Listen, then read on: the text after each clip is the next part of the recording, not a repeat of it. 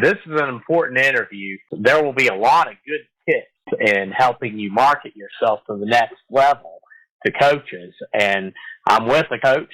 He is a 3-time state finalist at Ironton High School coaching football, and also has sent numerous players to all levels of college football. And I'm proud to introduce Trevon Pendleton. Coach Pendleton, it's good to see you here. And to start off, what should high school athletes focus on when it comes to marketing themselves effectively to college coaches?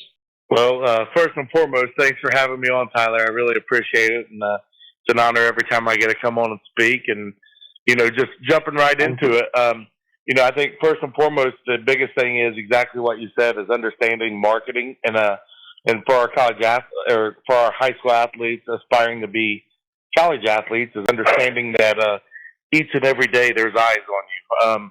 Everything that you put on social media will be viewed, and it'll be viewed by people that are in the positions that you want to be recruited by. It'll be viewed by college coaches, recruiting services that are helping out.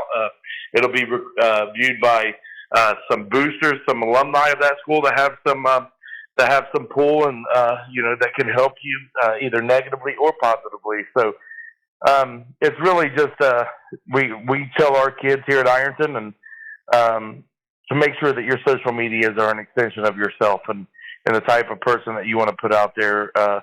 If someone, use myself as an example, if someone if I tell someone I'm some way, make sure my social media is matching up with that, and the things I'm putting out there are a positive message that reflects the type of character that I want to have and portray. You mentioned social media, and I'm going to throw out multiple components here. You look at like stats, game tape, social media presence, personal outreach. So what comes to mind when I mention those factors when it comes to getting noticed by college programs? Yeah, so a lot of people, you hear the old saying, like, if you're good enough, they'll find you, and that is true to a degree. But we tell our kids all the time, there's a lot of kids out there in the world. There's a lot of kids that are fighting for very limited spots. You got to do something that separates yourself. There's going to be plenty of kids with great game film, and that might be the thing that separates you. But for 99% of our athletes, it might not be. There's very few 5-star kids, and there's very few number one kids in the country at their position, clear-cut number one kids.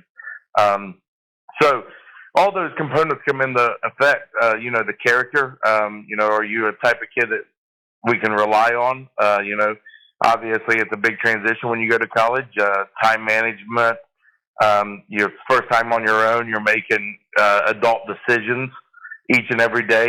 Don't have someone helping you with those decisions. All those factors weigh in. Just the type of character that you're showing. Whether it's you're doing a community service outreach program, if you're doing extra stuff, volunteering at the school, being there for tutoring services, all the little details that you can do, and it just makes yourself more marketable. It opens up doors and avenues that you might not even know are a possibility. And then, obviously the recruiting, the film aspect of it is one thing. They're out there recruiting elite athletes, and you got to do stuff that portrays being an elite athlete. I think first and foremost, the first thing that we see with a lot of college tapes, in my opinion, and being on both sides of this, I got a lot of friends that are still coaching in the college world. A lot of them are in recruiting departments in the college world, and they're helping out. So you hear their aspect of it, and we see our aspect of it as coaches. Is too many times kids want to make a highlight film too long, and I know that sounds crazy, but you got to think these college coaches only get an X amount of time to watch film. They're not going to spend time watching a bunch of clips of average plays, and I know that sounds bad saying that, but it's the truth. And I tell our kid, I would rather have load the front of your clips, or the front of your film with all your highlight clips, and I would rather have a short film of wows and make a coach keep wanting more, or whoever's watching that film keep wanting more, than starting with wows and then it going into plays that aren't spectacular just to add time to it, because then the coach thinks like that's all that there is to you. I mean, like if they're like, hey man, like if this guy or this lady, the first 3 minutes are nothing but wow plays, the film's over, they're thinking like, wow, that's a really good player. Like if every clip on here is a wow play, imagine the rest of the film. Now, if you have a minute of wow films, hey, that's so be it. I'd rather have a minute of wow films than a minute of wows and 3 minutes of just filler, so to speak. Then it takes that wondering side out of it for whoever's watching that film. And I think that's a common mistake that we see a lot. And I know that's one thing here we try to help our kids with is setting up that film, putting the plays, front loading it toward the front, making sure it's what colleges are looking to see, and then eliminating plays that if they see how the wow plays you're making, they understand you're going to make the average play that 80% of the world can make. If you're making that play that 10% of the world can make. What are some creative ways high school athletes can make their recruiting profiles? Like you see a lot of places, of course, we mentioned like, Twitter and Huddle and many other places that they use for their recruiting profiles. And how can they make them stand out from the competition? Yeah, I think first and foremost, Twitter or X, whatever it is now, that's the best recruiting tool in the world. Tell our kids all the time because they're dealing with the kid directly. They're not dealing with a third party. They're getting to see things through the kid's eyes, the things that the kid likes, the things that the kid retweets, everything. So they're getting to see a informal interview without words of exactly what that player is like. And I think that's going to be the best thing to use. I tell people all the time, like, if they can get it straight from the horse's mouth, so to speak, if they can get it straight from that player, it means more. And that leads right into the rivals, the 247 Sports. Get to know those guys, them beat writers that do that stuff, like the Alan Trees of the world. All those guys, they do a phenomenal job of what they do. But that personal aspect of it, number one, it's only going to help you as a player. If you're reaching out, emailing, it's going to help your communication skills. It's going to help you navigate things in the real world. And, you're going to have some conversations that might be the first learning curve of tough conversations that you're going to have of things that these guys will give you honest reviews on, like, hey, this is why you're not, where you think you should be in the ratings. And, these are the things that you need to work on. These are the things the colleges are looking for. So the self-marketing aspect of it is huge. Unfortunately, I think we live in a world where people sit around and wait for other people to do it for them a lot of times, and that ain't the case. You got to have people in your corner. You got to have people willing to fight for you. You got to have people willing to go to bat for you. But at the same time, I live by the saying that nobody's going to work as hard for something that I want as I am. And, I truly live by that. When I was getting recruited myself, I remember sitting down. I knew I had some people helping me, but I remember sitting down and I emailed just about every coach that I could until my fingers were sore. And, that's the day before Huddle, and we were sending out films and just trying to get as many people in front of us as they can so they could get to know me a little bit. And, I think that that's a lost art in today's world, but I definitely think it's something that's still important, especially they talk about society's changing, but, in the coaching world, the people, there's still some old school mentalities out there, and there's still people that have been around a little bit even before this Huddle and Exos and all these platforms are around. So that personal aspect still means a lot to a lot of people. Yes, and it's important to note, too, for those of you watching, especially from the Virginia and North Carolina area, Coach Pendleton had the opportunity to play at Michigan State and saw the field quite a bit there as a fullback. And, Coach, what are some strategies you recommend for high school athletes to build those authentic relationships with college coaches throughout the recruitment timeline?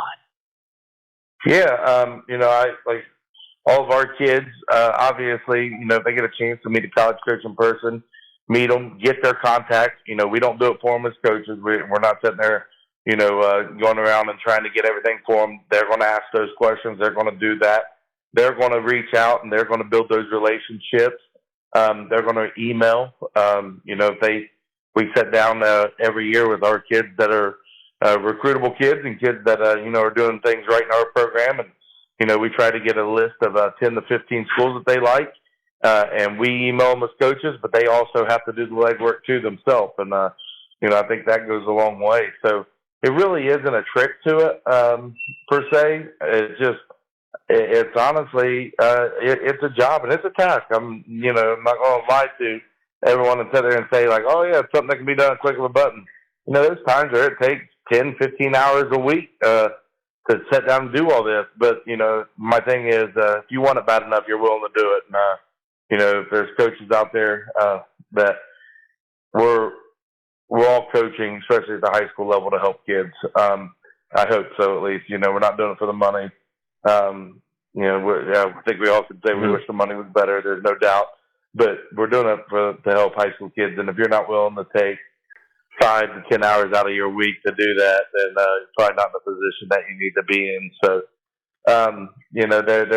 there is some little tricks and tips that you can do as far as making yourself obviously just authentic. And with that comes dressing the correct way every day for school. You never know when a guy's going to pop in. They're going to pop in, they're going to talk to teachers. So you better be handling yourself the right way in the classroom. Better be nice to the people up front. And, we talk about our kids all the time. We have a saying in our program, be water carriers. So everyone in our program is willing to do the lowest job in the program. And with that becomes a sense of respect, and we talk about that all the time, whether it's, the principal of our high school to the superintendent, all the way to a secretary, bus driver, a janitor, someone that just stops into their school to sell cap and gowns or something. Treat them with respect. You never know the ties that person has or the impact that you can have on someone else. What advice would you give to a high school athlete who is unsure of how to initiate that first step of contact with college coaching staff? So maybe somebody who's a good athlete and maybe that's at a school that doesn't have, the teaching and, the ability to get their names out, as does maybe a school like Ironton or, Huntington. Yeah, absolutely. So, I'll be on first thing out to do, go to your coach, sit down.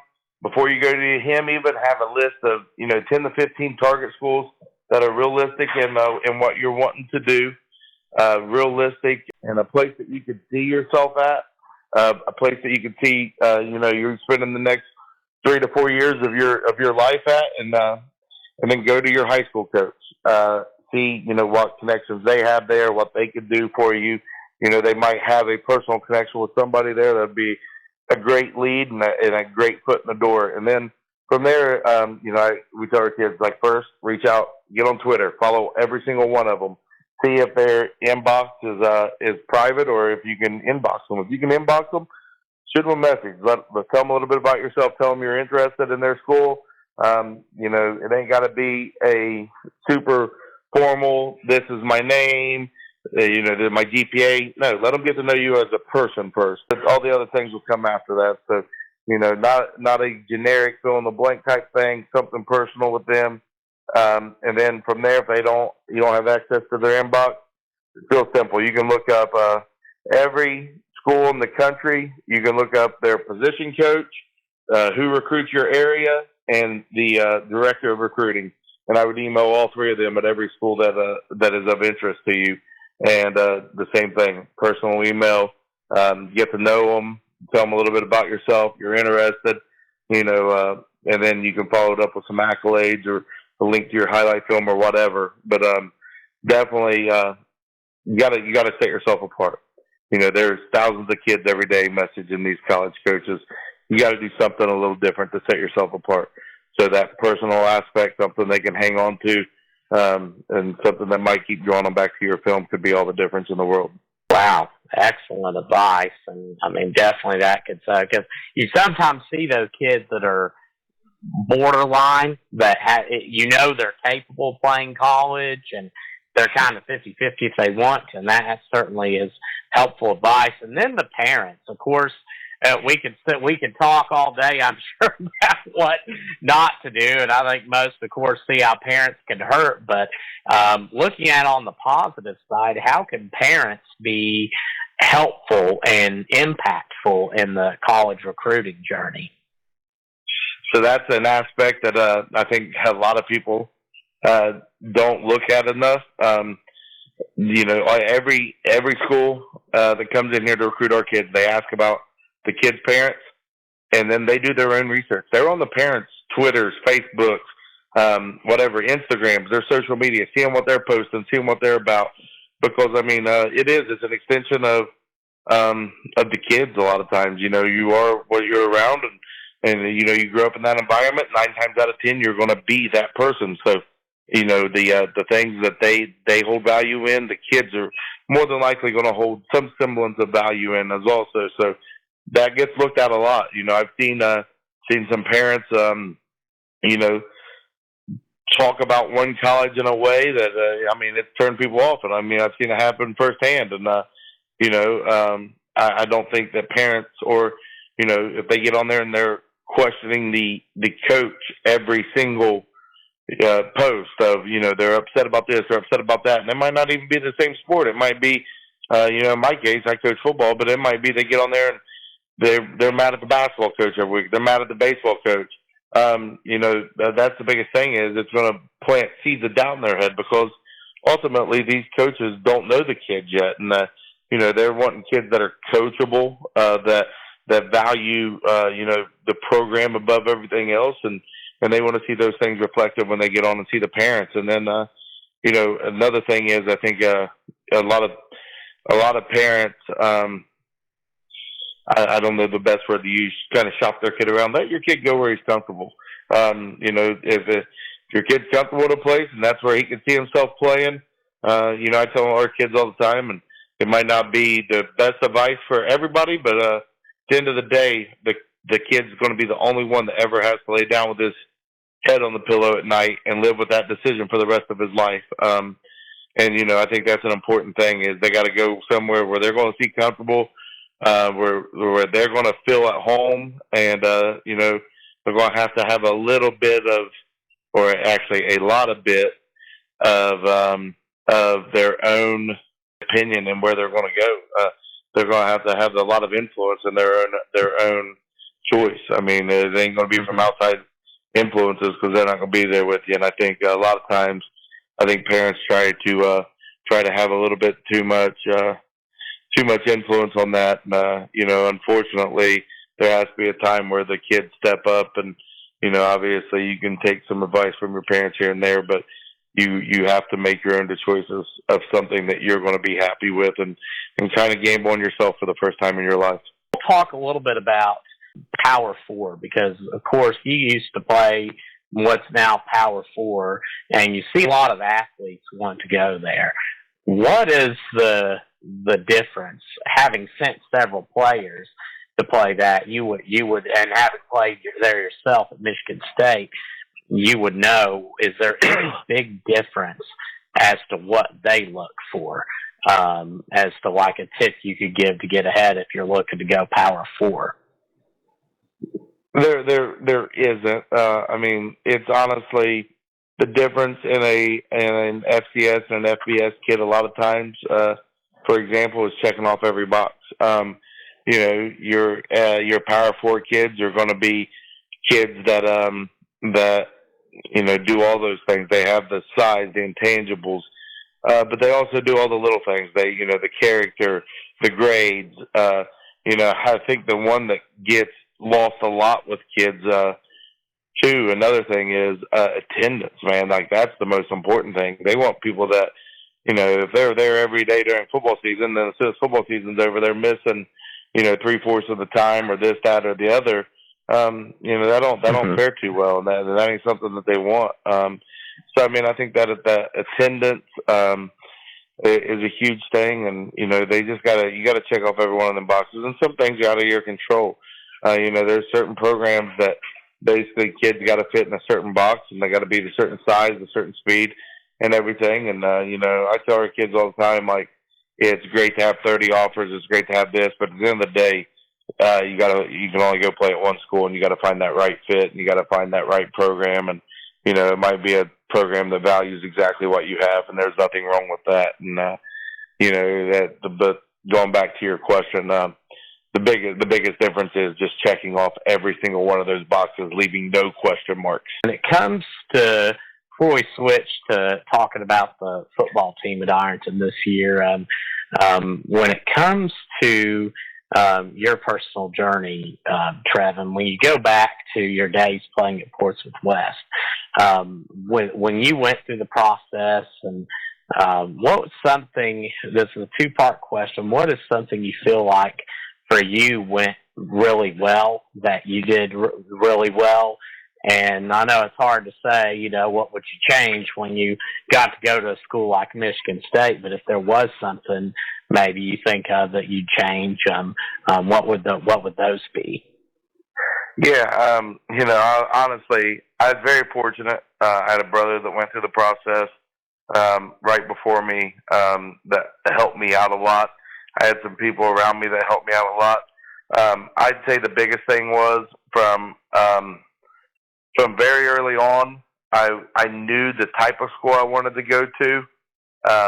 I knew, you know, I had it narrowed down to really about 8 schools that I wanted to go to right off the beginning. Like, these are the type of programs I want, the type of coaches that I want, you know, the area of the country I want to live in, what I'm looking for in my studies. They have my degree that I want. They checked every box for me. So then from there, it was very simple. And, you know, obviously, I was open to anything. But those are the schools that I was going to push myself towards. So I was going to go to camp. I was going to go to junior days. I was going to go to anything I could to get myself on campus there. And then, you know, the biggest thing is, in my position, I was a kid that, you know, might not have checked all those boxes at the beginning: size, speed, everything. And I had to go there. I had to, you know, narrow it down a little bit more as I went. Saw things I didn't like and I did like. And then I had to, you know, pick 5 or 6 schools. I had to go camp there. And it was just, you know, kind of gambling on yourself and knowing what you're capable of, and, you know, taking a chance on yourself. And I was very fortunate enough that, you know, I was able to do that, and I was able to, you know, get an opportunity to play at that level. The thing I would change is, the only thing I didn't do, I did not take all my official visits. And I knew pretty much right away after I went to Michigan State that's where I wanted to be. But I wish I could have. I didn't know that where life was going to lead me. Didn't know I was going to be in the coaching world and everything. I wish I would have handled that differently. Networked a little bit more. Took all my visits. Talked to them coaches in person. And you know, you get a little bit different personal level on an official visit than you do anytime you're at camp or they're just pulling you aside to talk. So wish I'd have taken advantage of that a little bit more. I think I could have helped myself out. Now shifting the topic to talking about your program at Ironton, and as I mentioned in the beginning, and for those of you who are first hearing Coach Pendleton, he has been to the state finals 3 times, and has taken a program, I mean, at Ironton to I think even saying quite a high level is a bit of an understatement. Talk about the program this year, and I don't mean just the team coming back. I mean, you have done some very exciting things, and I just got back from an event at DeMassa Catholic High School, and when I was commentating, I thought, oh my gosh, I just realized, I'm like, oh yeah, they came to Ironton last year for football. And I mean, you've had some, you started an all-day event there that worked out really well. Talk about this year, what's upcoming with your team and who's coming back, and some of the program's goals. Yeah, you know, I mean, I think it all stems to that, number one, having good people around you and having good assistant coaches and good administration around me that allows us to do things. And then, it started out, I think the first kind of unique thing we done was a few years ago. And it kind of stemmed from, growing up where I grew up. We was always outside playing basketball, football, wiffle ball, doing something, and you saw that shrinking, and that wasn't happening as often. So in the spring, we started a 7-on-7 league for everybody, whether you're a lineman, a skill guy, whatever. You came. It was coached by our high school kids. They got split up in the teams, and they coached it. And, it was a month-long thing, 4 weekends, and it got a bunch of kids involved. And, I think it helped our numbers in our Pee Wee programs, but it also helped them build a relationship with the kids that they're watching on Friday night. And, I think that was the first thing that kind of opened our eyes to thinking outside the box a little bit and doing things differently. And then that kind of led into our next thing that we kind of done was here at Ironton. There was always a thing called the Ironton Classic for basketball, and it was a big event. They've had teams from Lexington. They've had Oak Hill Academy. They've had teams from all across the state of Ohio, and a big basketball showcase. And we always grew up in Ohio watching the Kirk Herbstreit Classic for football, and thought, why did that go away? It was an awesome thing, and just started reaching out to people involved in the Kirk Herbstreit Classic, and had some conversations with them, and they was able to give us some insight on some do's and don'ts, and kind of just their lives went in a different direction, and that wasn't I shouldn't say priority, but it just wasn't feasible for them to do anymore, and that it was never really a thing that was struggling. So, we decided to take it upon ourselves and try to bring it back. Obviously, probably not in as big as fashion as they do with theirs being on ESPN and stuff, but we was able to, kind of turn it around pretty quickly and get some really good teams involved. I think year one we had Cleveland Benedictine, we had DeMatha, we had Our Lady of Good Counsel, and we had Cincinnati Moeller, and then we had ourselves and Johnson Central out of Kentucky, and so we had some really good teams involved, and it drew a lot of interest. We was able to land a contract with Flow Sports to broadcast it nationally, and it kind of caught on, and we're going on year 4 of it now, and it's been a great thing, and something that we're really excited about. So we're definitely looking forward to it growing going forward. Next year it's going to change dates, go to a little bit different date, but it's going to be a more permanent date. And a little bit longer weekend. It's going to be that Labor Day weekend. So, big things are coming. I know we're really excited about our sponsorships are there. And, this year is going to be really cool. We got, our third game recently got canceled. So we're down to 2 games unless we can find some opponents out there. So if anybody's looking for an open date, just reach out to me at Ironton High School. And we can definitely get you set up. But we got ourselves and Buffalo St. Francis out of New York, and we have Cincinnati Moeller playing Benedictine Military School out of Savannah, Georgia. So it's going to be a really cool event. We're super excited about it, and I know all the teams involved are super excited about it, and we're looking forward to it. It's going to be awesome. Wow, that's exciting. And talk about the importance of community involvement, because, you can really see it. You mentioned the 7-on-7 camp and, several other areas your team has stepped up in the community. And, playing football at Ironton's not just playing football. You're getting out there and you're really doing a lot of good service for the area. Yeah, it is. It's the needle mover here in our town. Football's important. It always has been. It goes back way before me. Program was established, and I was just lucky enough to take over it. But it's very important, and the community rallies behind it. They really do. We're from a very small town that a lot of the industry and a lot of jobs have gone away from here and moved elsewhere. But about the only place that you can get 10 to 12,000 people together at one time is Tanks Memorial Stadium on a Friday night or a Saturday night. So it's really cool. We appreciate all the community that gets behind us in sports. I know our kids do as well. Even at the lower levels, man, it's really awesome. It's a unique environment, and if you've never got a chance to watch a game here, it's pretty special. Coach, your family runs a business, if I'm correct. But that maybe, and I say to you, those of you watching nearby, that you should get a check out. Talk about that some. Yeah, it's a pizza chain. It's actually making its way down to Virginia. I think we got a few down there, a few in North Carolina, a lot in Kentucky, Ohio, West Virginia area. It's called Giovanni's. It's a mom and pop Italian pizza chain that it's if you like greasy pizza, you'll love it. And our area seems to really like it. Coach, any shout outs or a message for the community you'd like to leave? No, I'm just we're excited for 2024 to get here, the season to get rolling. I hope every kid out there stays healthy, and I'm excited for another fun football season. So ready to get it underway. All right, well, Coach, we want to say thank you for your time and thank you for coming on here to the Player Spotlight. And athletes, be sure to take notes of some good advice in this podcast for you to help you get to the next level, no matter what sport you play.